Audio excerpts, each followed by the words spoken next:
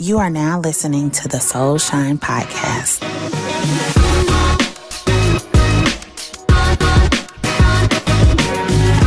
This is the Soul Shine Podcast.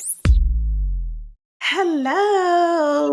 Welcome back, all my Soul Shine tribe. I am so excited to be back. It's season 2, and this season is going to be so much different. The first season, I spent time with myself and introducing myself and just creating a space that allowed people to know that it's okay to not be okay.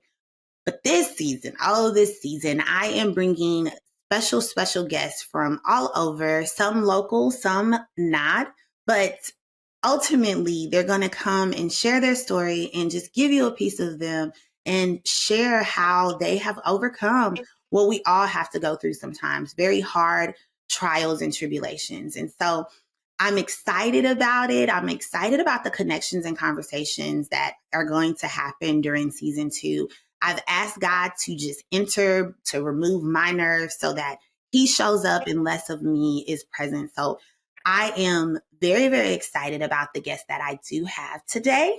And I am inviting everybody to write or send a question in for a segment so that I can have a soul question. So each episode, I'll be able to have my guest answer that question.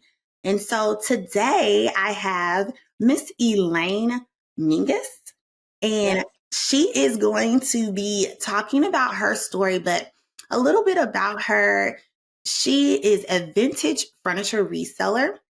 Elaine likes to think of herself as a fixer of broken things, as someone who gives value to the unvalued. When she started picking up discarded items on the side of the road as a way to pay off debt for her extremely large but exciting family, she could have never imagined what that would have done. Not only paying off debt, but would turn into a 6-figure business. And she is going to get into that, and she's going to talk about all of that and how, after years of gathering, repairing, and restoring unwanted items, she realized there was a deeper meaning in her work, a message for everyone who ever felt forgotten or broken, a message of hope that everyone has value. But sometimes it takes someone else to find us, dust us off, and restore us to wholeness. Her mission is to tell her story, offer practical business advice to entrepreneurs, and encourage everyone to become the person they were always created to be. Hello, Elaine.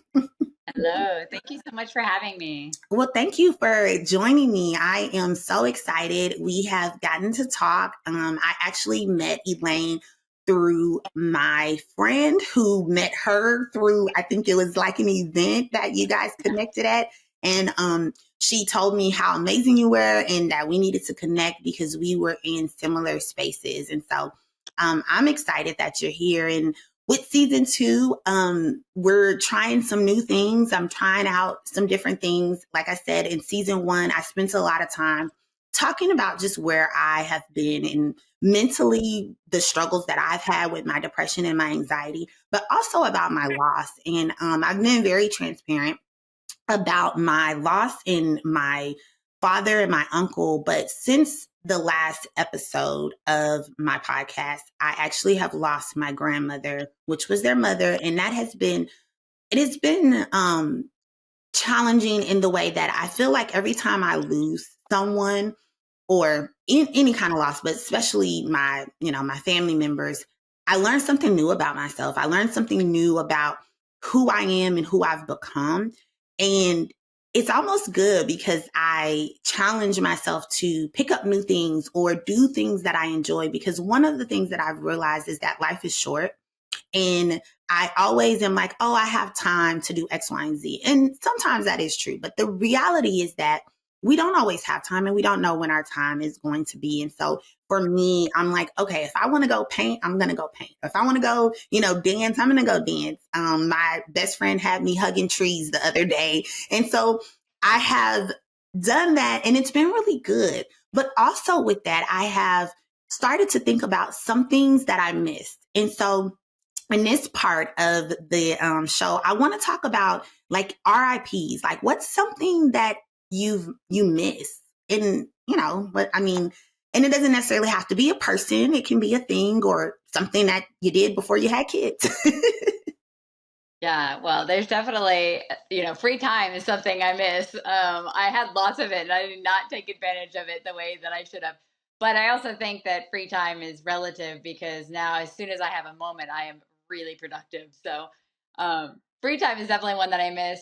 But I think one of the things that I kind of miss, and I'm sad for the generation that we're in. I mean, our generation is amazing because we get everything, at the moment we need it. Yes. But Saturday morning cartoons is definitely something that I miss.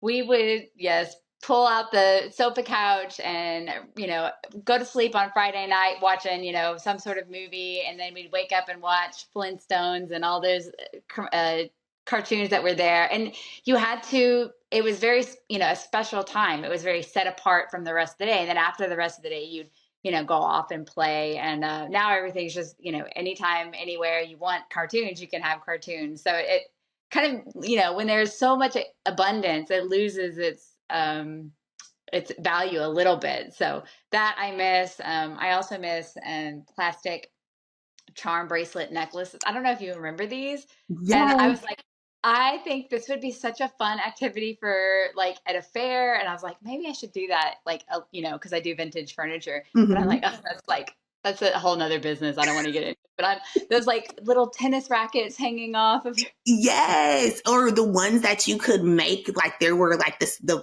4 pieces of like plastic and you like Yes, yes. it in. Yes. Make a little box braid. Yes. those free time is definitely up there at the top. But I miss cartoons. My grandmother, she would watch the stories. And when I would stay on Friday, it would go into, whatever the news. And then on Saturday morning, because she didn't have cable, they didn't believe in that. That was extra expenses that we weren't going to pay for. And so those Saturday cartoons were everything. Okay. So yes, I miss that. My kids, these kids will never know what that's like. They will never know. They will never. Yeah. My daughter in the birthing room was like, what is that? And they were like, that's a phone. It's a cord. Like, right. What is that thing? Well, speaking of things that you miss, what about yourself? Do you feel like you've lost yourself and what's led to that? yeah. So I had a really traumatic event happen when I was 11 years old. I was molested by a youth pastor.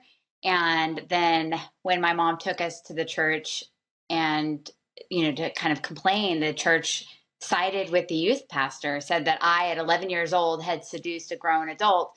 And it just, and then I remember walking out of the church. My mom's like, well, let's go to the police. And I was like, no, I'm so embarrassed. I'm ashamed. We live in a small town. I don't want anybody to know. Let's just hide what happened. And when that moment happened, I think there was a shutting down of who I was. And through that experience, it led me into a, 8-year battle with bulimia. It led me into a very severe drug addiction that ended up with a heroin addiction. And I really lost who I was in that situation. But I also lost, after I was miraculously redeemed one day, which is a whole story into itself. But having so many children, I also have lost a little bit of who I am, and had to regain that now in my 40s, now that my children are a little bit older and I'm not birthing and having so many babies. I have 7 kids. So there's different seasons there where I've lost myself and then regained, and then lost myself again and regained. And you're, like you said, every single time that you have a loss, you also have this addition of understanding who you are and who God's created you to be. Yeah, I feel that very strongly. I think that also comes with just age and maturity, going through life and having life experiences. And we kind of talked about this offline. We have to, as you go through things, you lean more into God, right? Because he's that sense of peace when everything else is chaotic around, or at least that's how I feel when I'm leaning into him. Obviously, when things are going up and things are going well in life, it's a little easier to get not as intentional with the time that you're spending with him. And so I think by having kids, by even just your personal struggles with mental health, addiction, all of that is a part of losing ourselves. And I think that stems from we're not wanting to address it, right? Like, because we don't know how, we don't even know where to start. And that peels back layers of like, oh my gosh, I'm going to have to actually do some work. And that in itself is hard. But I do think with age, one would say you would get wiser and you would want to actually do that. Now, I do know that doesn't always happen, but the reality is that if you put in the work, then you can start uncovering things about yourself. And you, like I said, you learn different things. Um, how hard was it for you to fight to come back? From my eating disorder and my heroin addiction, Mm-hmm. that it was, there's always that thing that people say, oh, I was looking for God and, then I found God. And it's like, no, I wasn't looking at all. All I was looking for was some semblance of peace among the storm that was happening in my soul. And like you said, you don't know how to deal with some of the things that have happened to you, the traumatic events. And so you use what I call coping mechanisms, and I also would call them sin, but they are just an extension of us not knowing who we are and what we're called to and how to appropriately deal with things. And so we deal with things in inappropriate ways. And so when I became bulimic, it was just me trying to rid my inner person of this shame that I felt, not understanding that there's no amount of physical things that I could do to get rid of this shame. And so, and then of course that led into cigarettes and drugs and alcohol and even harder and harder things and bad behavior. And so I was just trying one thing after another, seeing if will this bring me peace? Will this bring me peace? And I remember writing in my journal on the day that I became, born again, writing in my journal, I just feel like something big is going to happen. And, it's kind of like when there's a tsunami and all the animals run to the hills because they can sense something in their bones. Yeah. It was like I just sensed that something was calling me, something bigger was coming after me.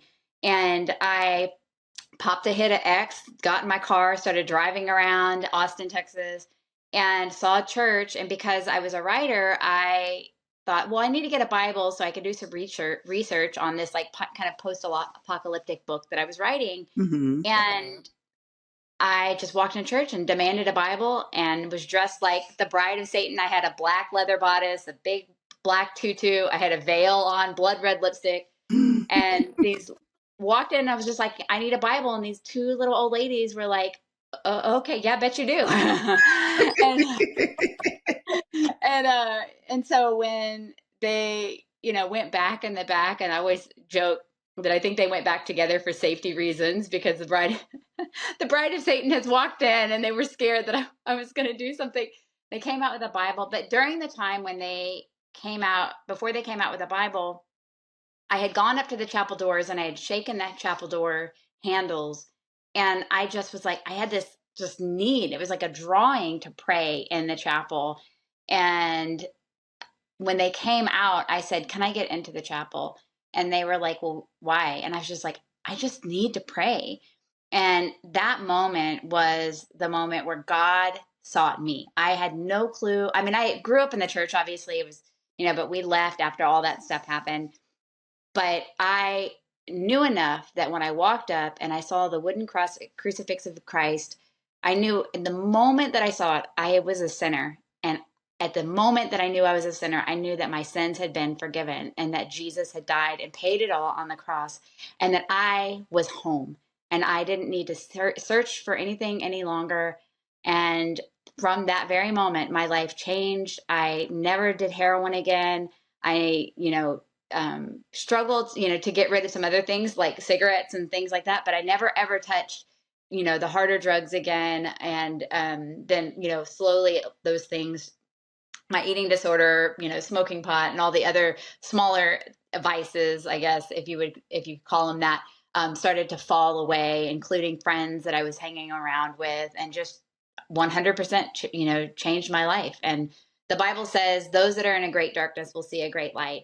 And when you've been in darkness for so long and then you're introduced to light, it there's no going back after that. Yeah. So I never went back. Wow. I mean, that's amazing. As you were sharing your story, and thank you for being so open and transparent with it. I feel there's always healing in it. A few things I've learned that once it's out, right? Like once you've talked about it and you've shared your story, the devil can't hold that over you because he has a way of wanting to try to bring shame and embarrassment to the things that we once did, right? But God sees us, and you said that. And I'm a very avid reader, and I read lots of different things at certain parts of my life. And so I have two devotionals that I'm in between. And so one of them is the Women of the Bible. And I don't know if you've ever read it, but it's a really good book. And it takes 16 of the women that are in the Bible, and they compare their stories. And then there's some like exercises, but the first two was Sarah and Hagar. And the one that I just read, and it was yesterday, was Hagar's story. And it was, how she left and God came and spoke to her and told her to go back and humble herself. And she called him the God that sees her. And I talked about that yesterday with my best friend about how do we get to that part where we see ourselves like God sees us, right? Because society, people we used to hang with, things that we used to do when we weren't in the light will say this about us, right? Like they'll have these stories, but then God in his infamously, in his awesomeness, created us, and he always sees us in that way, right? But we're slow to catch up to see that because we're so polluted and we're so just in our own mess, right? Because life happens. We think, like you said, we're chasing something, we're chasing peace. And all along, he is the peace, right? But there are certain things that have to happen. And so you saying that really sparked that thought in my mind, because he does see us. And it's taking me many years, many troubles and stumbles and hard heads and bounces to be like, okay, God, I want to see myself the way you see me. Because there are things, like I told you, I'm a mom, I work, I'm in school. And I've had people tell me like, oh, you don't talk about all of your accomplishments. And part of it is because I don't think of it that way. Like I have created success, but really what I always think is God has given me things and I've stewarded over it well. So he gives me a little bit more, I steward over it. I do, I walk in his purpose and what he has in alignment. And sometimes I go and veer off. But right now I'm in that season of, okay, God, as we enter into 2024, I always ask him for a word as I enter into a new year. And I say, okay, God, this is the word that I feel like what you feel like I need to work on more. And so, or word that I need to just meditate. And so this year is gratitude. And he normally gives it to me right before the year ends. And so I've been in gratitude and just looking around and saying, I am grateful. I am grateful for life. I am grateful for my children. I'm grateful for my health. But most of all, I'm grateful that you see me and you see me in the way that you created me and not how the world would say I am or what their perception of me. And so getting there is really, really, really hard. And it sounds like you've done a lot of work to get there, but also stay there. And so, the next part is just talking about redemption. And you've already shared some of your redemption story with me. And I'm very appreciative of that. Through Jesus, what did that look like? So once you got to the point where you were like, I know that I'm not going back. And I too grew up with a foundation of God. I was in church all the time. My grandmother kept us in church, and I'm thankful for that now because she set a firm foundation. And even after she lost her children, both of them, she was a faithful servant. And there were times where I was very angry with God when my dad passed away. And I was even more angry with him when my uncle passed away. They were young. I didn't think it was fair.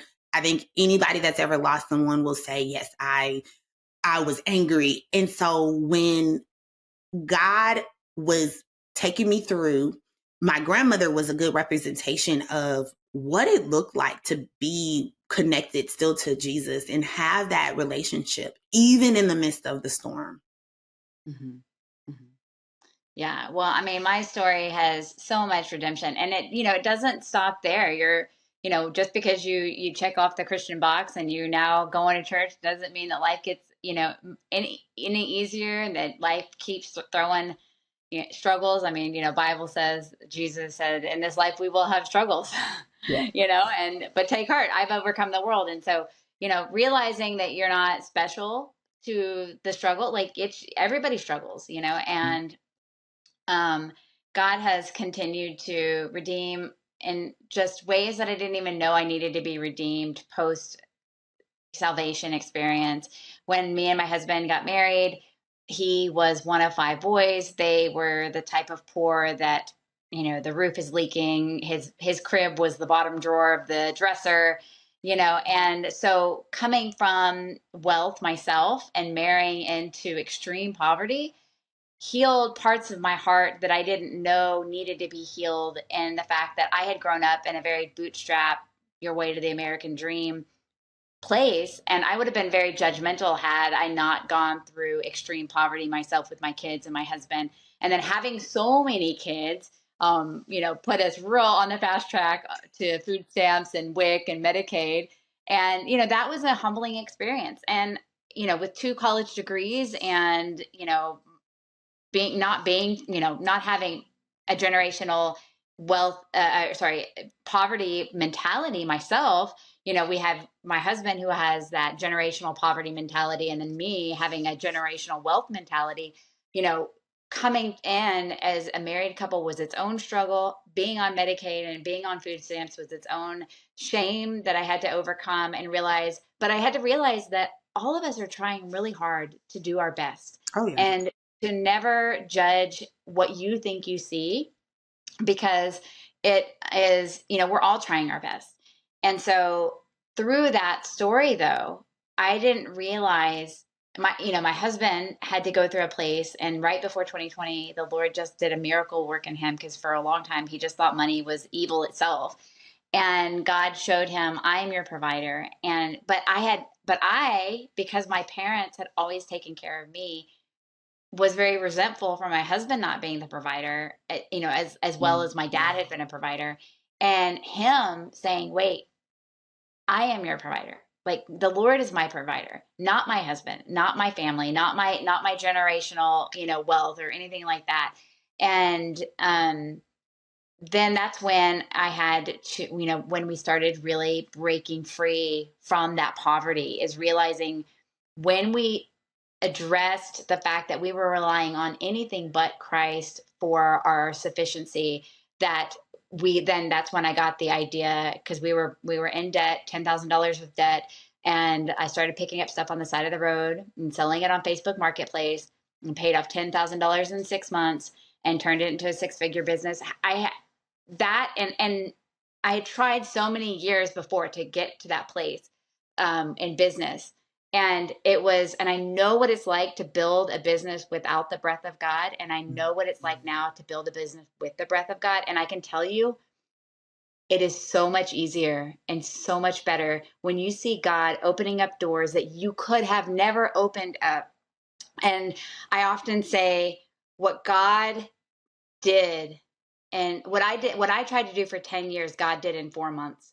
And there is nothing like following Christ in your business. There's nothing like following Christ in your life, because when you're in communion with him, there's just so much blessing. And there's still struggle. I mean, there's still days I cry in my shower, and I take depression medicine. I'm not exempt from mental health struggles. I've got daughters over here that, I've got five daughters that are, almost all of them are teenagers, and the mental health struggles we've got going on over here between 2020, the tragedy of 2020, and continuing on, where they're just inundated all day long with TikTok, is a struggle. And you don't even realize we do have an enemy out there. So I heard that they did a study on self-harm and eating disorder and anything that is doing harm to yourself as a teenager. TikTok within 3 minutes will start showing you pro self-harm,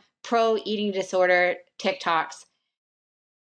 It takes 10 minutes for them to show you any other positive TikToks that you might find. Like if you like a video or the algorithm is seeing that you're liking cooking videos. It takes you 10 minutes to get a cooking video, but within 3 minutes, you'll get a cutting video, an eating disorder video, or anything. And they've done that. And I'm just saying, that China is not showing their children TikToks like that Right. fast. And so we have an enemy that is looking to destroy the nuclear family, destroy our children from the inside out, because if we can implode, then no one needs to destroy us from the outside. And so in the same tactics of the enemy, if the enemy can destroy us from the inside out, then his job is done. You'll do everything for him. He's set the pace for you. Yep.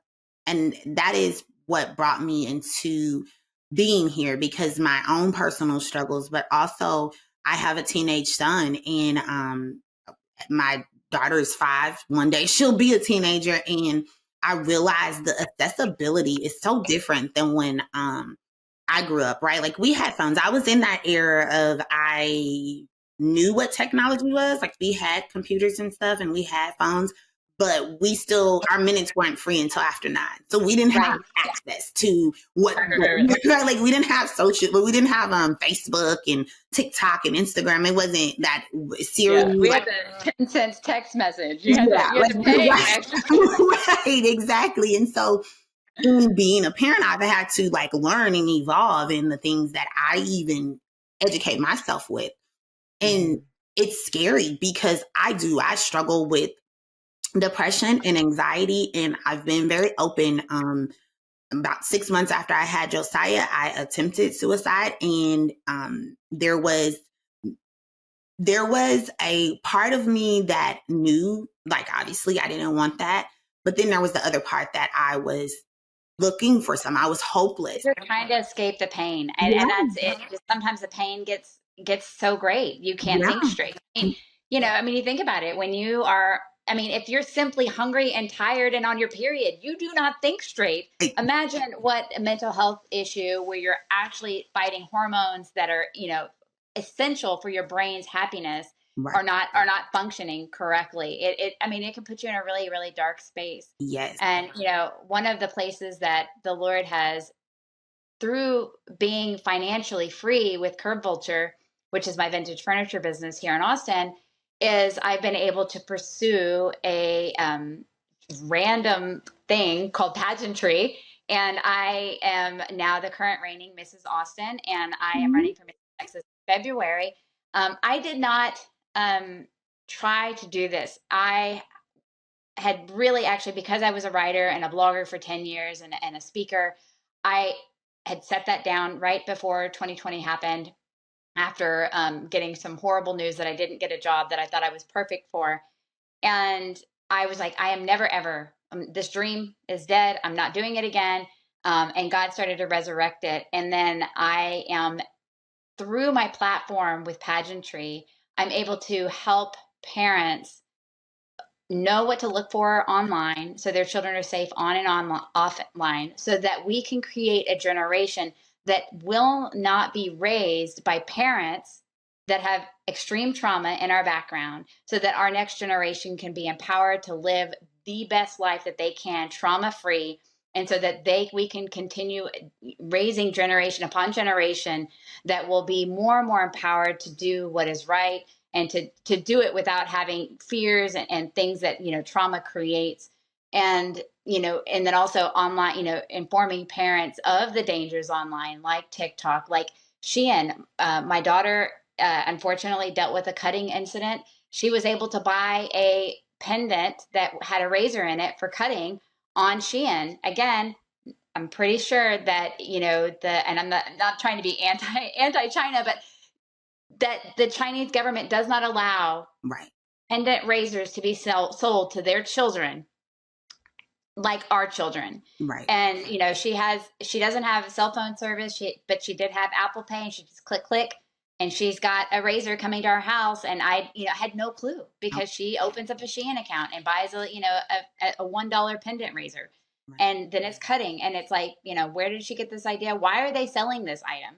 Right. And parents need to know about all this, so I'm able to equip and inform and empower parents so that they can raise their children and then protect the next generation. So I mean, I'm watching God's hand unfold constantly in my life in ways that I would have never, ever, 10 years ago, if you had asked me, what are you going to do? I would have been like, I'm going to do this. And it did not include having a vintage furniture business. I can tell you that. So what I hear you saying is God's hand is on your life, and in alignment with him, you're able to just break down barriers and help people. And I think that's ultimately what this work is for, right? And knowing that we are creating a space for the next generation, because at some point we're going to leave, right?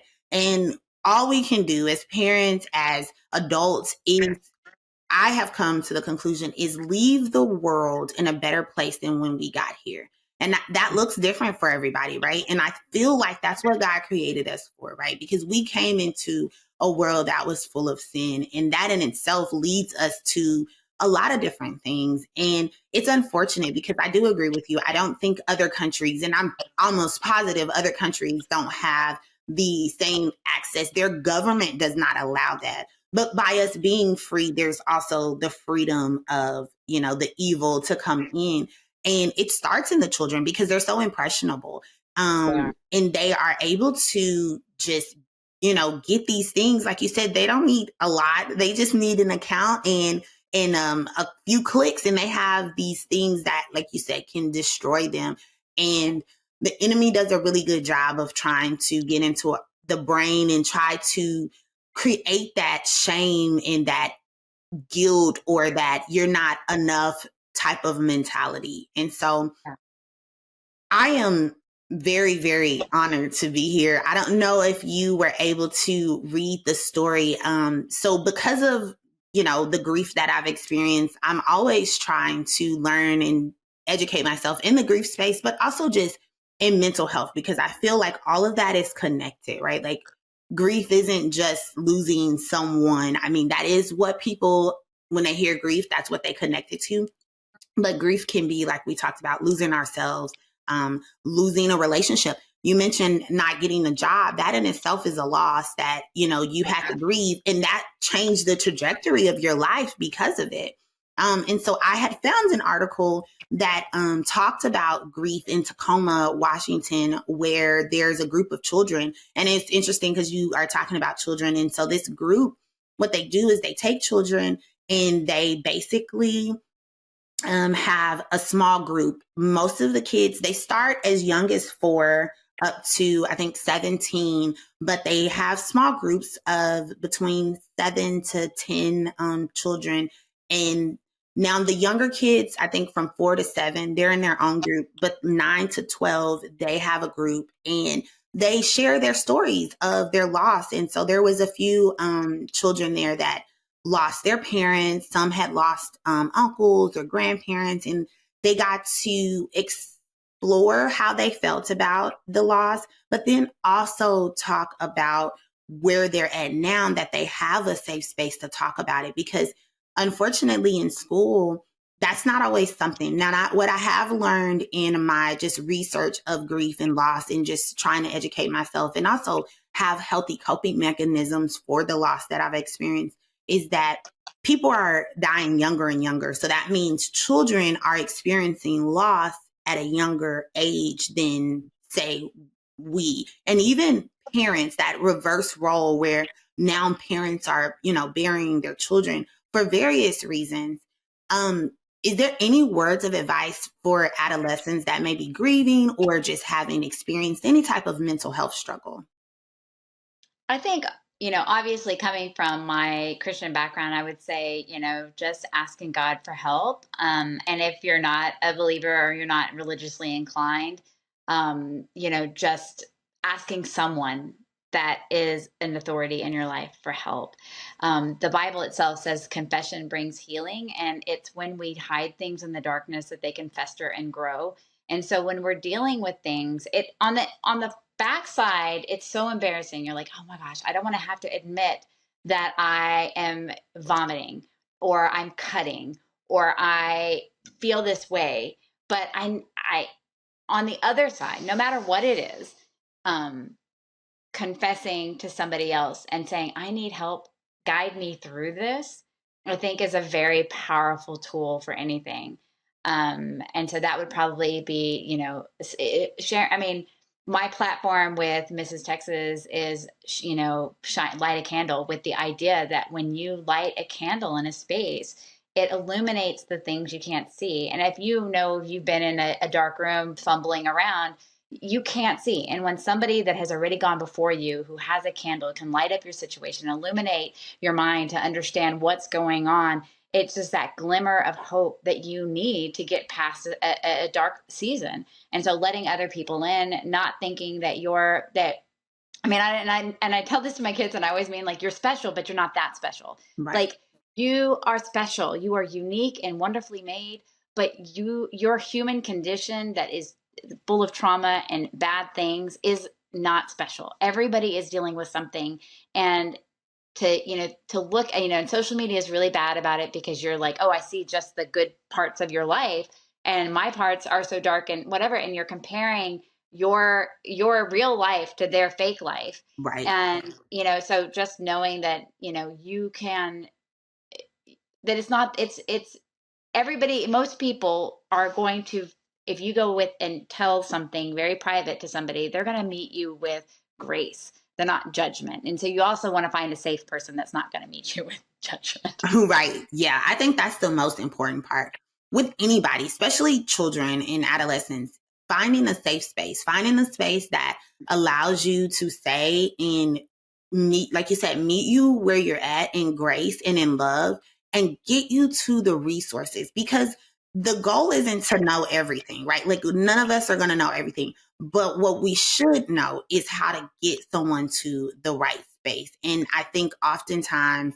people don't realize that they are in that place of, like, I need to know all of this. And the reality is that, no, you don't need to know. You just need to know how to get that person to the next space. And so as we close, is there anything, like I said, I'm walking in a new season. I am so excited about season 2 and all of the things that are going to come with it. But is there anything that you would want my listeners to know as we conclude this episode? I think the biggest thing that I would say, and piggybacking on what I just said, is if you're a parent and your child comes to you and they need help, and they're coming with a mental health crisis or some issue that they're dealing with, kind of having that place and that grace of, like, we're raising our children in a totally different generation.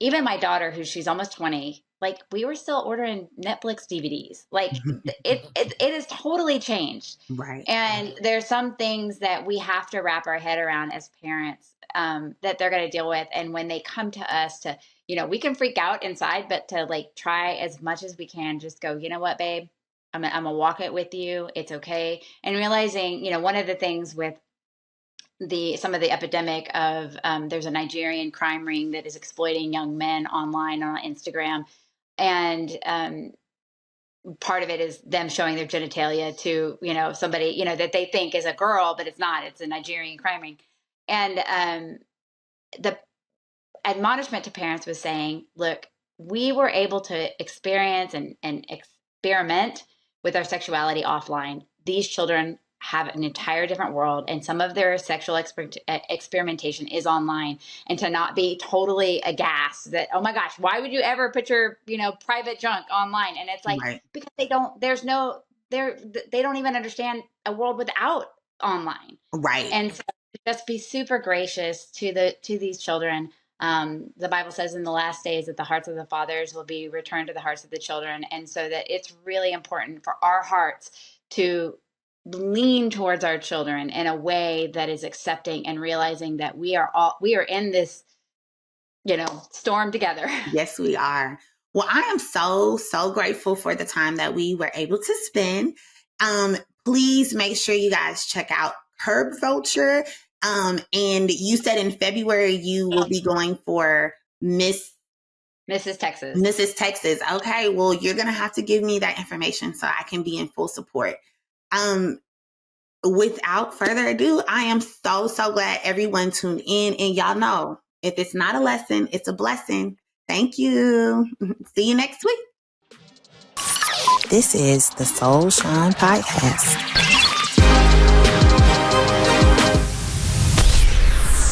And remember, if it's not a lesson, it's a blessing.